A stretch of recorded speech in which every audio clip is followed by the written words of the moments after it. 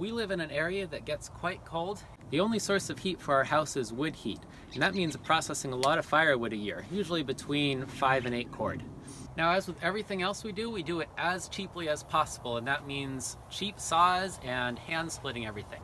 But this year, my very sweet loving wife decided to get me a luxury item. So this Christmas I came down to a log splitter. I've seen these kinds of log splitters around and I've always thought that they were a bit of a joke, but when we saw some reviews on YouTube, I was actually quite impressed by what people seem to think that they were capable of. And I just don't have $1,500 to $2,000 to spend on a splitter. I can't remember the exact details on this. This is the cheap one from Harbor Freight, and it's only rated at like 5 ton. I'm used to using a 25 ton that we borrow from the neighbor each year, but I always feel bad about tying it up for a couple weeks, and I always feel rushed to get it through, and it's very noisy. So this is something that can help just take a little bit of the edge off the splitting, we hope. Typically, we deal with smaller size things as much as possible. We usually split about half of our 10-inch logs and leave the other half as rounds. Anything bigger than that we'll split. But as much as we like to kind of get smaller things, we end up getting larger ones too. So while the splitter is only rated to be able to split 10-inch logs, we need it to push quite a bit harder than that. That includes some 11-inch, plenty of 13 to 16-inch, and the occasional 18 to 20-inch. This is what we're working our way through a lot of right now. 19 inches to 20 inches, steady up the tree.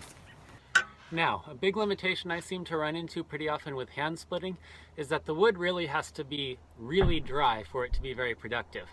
And that means I've got a fairly narrow band of time, and ultimately that means more logs in more stages, and ends up taking quite a bit of space. Log splitters really don't seem to care nearly as much if the wood is wet. Pretty much everything we're splitting is really, really wet and still quite green. This is about 13 inches. Since what we have available in our forest is almost exclusively pine and fir, this is working really well for us. We really don't have very much hardwood that we even could get.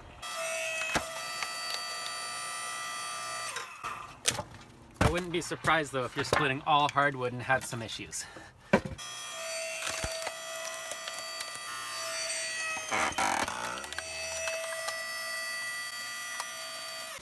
Let's find the limit. Wet, very heavy, and way over what it's supposed to be able to do. We expect this to just hit the auto shut off.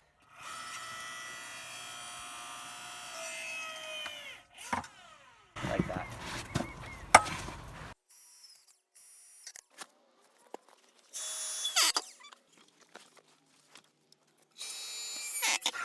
I think we might have been defeated. It's very sad.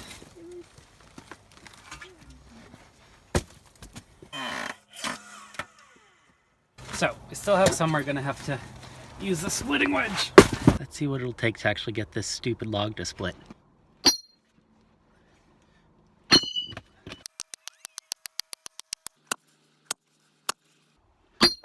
There we go.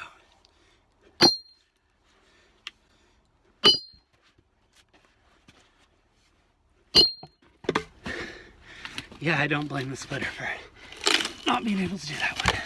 Let's try this other huge one, which is pine, wet, very large diameter. Really? Huh. Another big one. Yes, I know you really like the big one. Most of these we've been able to get to work so far. They split a lot easier than that other wood. Here's another one of that same awful wood that defeated this before. 17.5 across and 12 in the other direction. Overall, I'm hugely impressed by what it's capable of splitting. I really expected it to stumble a lot more. And although the electric motor does make quite a bit of noise, it's nothing compared to running a big gas splitter. So as far as convenience and capability, I think it'll work quite well for what we need. Couple things that I don't care for. These wings are a little bit weak, and you can see them flex down when we're pushing through some of the larger stuff. Also, the power button takes a little bit to get that motor winding and occasionally stalls out a little bit. It's fine going through the logs, just sometimes has a hard time getting the motor started. That could have something to do with using too small a gauge extension cord. Pushing the button, don't know why. And most of the time I'm having to wait for this ram to come all the way back before I'm able to start it up again. The two-handed operation thing too isn't the best. But the auto return is very nice. It is portable, but it is really, really, really heavy. And it's really hard to stumble over a log pile with it. Other than that though, yeah, I guess it's portable. We'll keep an eye on how the durability of this checks out, and I'll add some comments down below with some of my longer term thoughts on it as time goes on. You found a cow poop? Yes. What do you want me to do with it? Pick it up. Oh. Hi, I'm Simon. And I'm Heather, and we call this Cozy Cow Farm. We're not really farmers. But I'm a farmer. We just bought the farmhouse with the land, Ooh. Got some chickens. then we added some cows. And we're still trying to figure out what we're doing. So subscribe to join us on our journey of trying to learn this. Or comment and let us know what you'd like to see.